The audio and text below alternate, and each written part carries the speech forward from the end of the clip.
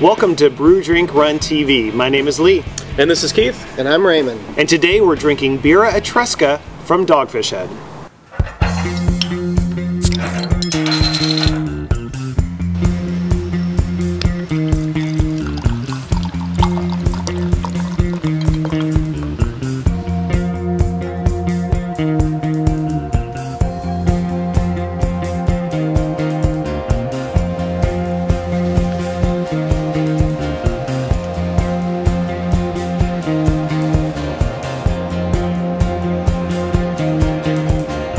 Today we're drinking Birra Etrusca from Dogfish Head. This is the latest in their Ancient Ales series. Right. What do you think, Raymond? What's the story about this beer?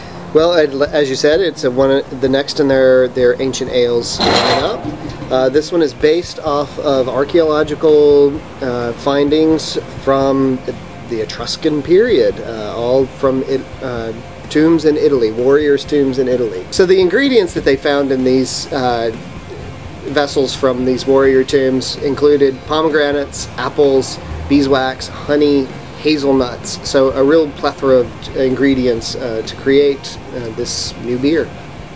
It's always amazing when we get one of these Dogfish Head beers and we start reading that ingredients list. You know, and how they're able to include different types of fruit and blur the line between what's a beer and what's a wine, and what they come out with always just blows my mind. Things that I would never think to put in a beer, never think in this combination and this quantity, really to think to put together to make something that, you know, usually it's hard to start pulling these individual items out because there are so many.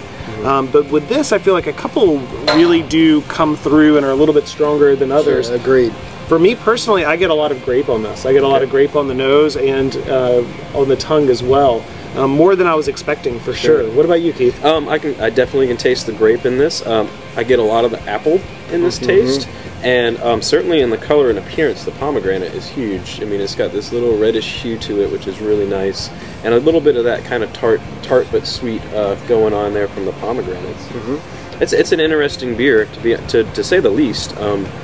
But maybe one of the least wine-like of all of the ancient ales I've had. Yeah. That's a good point. Usually the ancients have been a little bit on the wine side, especially like the Jahu and some of those. Noble Rot is another one that's really close to a wine. But this one, it's an interesting beer. It's got an interesting flavor palette, very complex.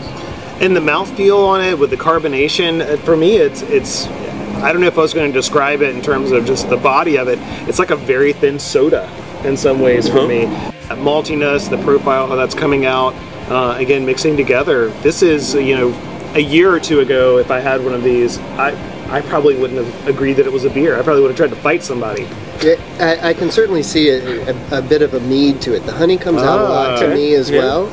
But I'm with Keith. The apple is one of the predominant flavors here. I get almost a cidery kind of taste to it, but the cola reads just as well. And that's, you know, it's all over the place, and not in a bad way. It's interesting, but all the ingredients kind of come out in different times. This would be an interesting beer to stick away and age for a while, I think, because it could really change a good bit. And What's the ABV on this?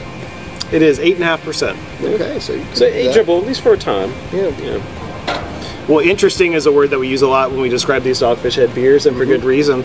And the Birra Etrusca seems to be a welcome addition to this line. You know, definitely new, a different region for them, a different set of ingredients for them. That's got to be hard to start coming up with ingredients they haven't used yet. Yeah, well, they do.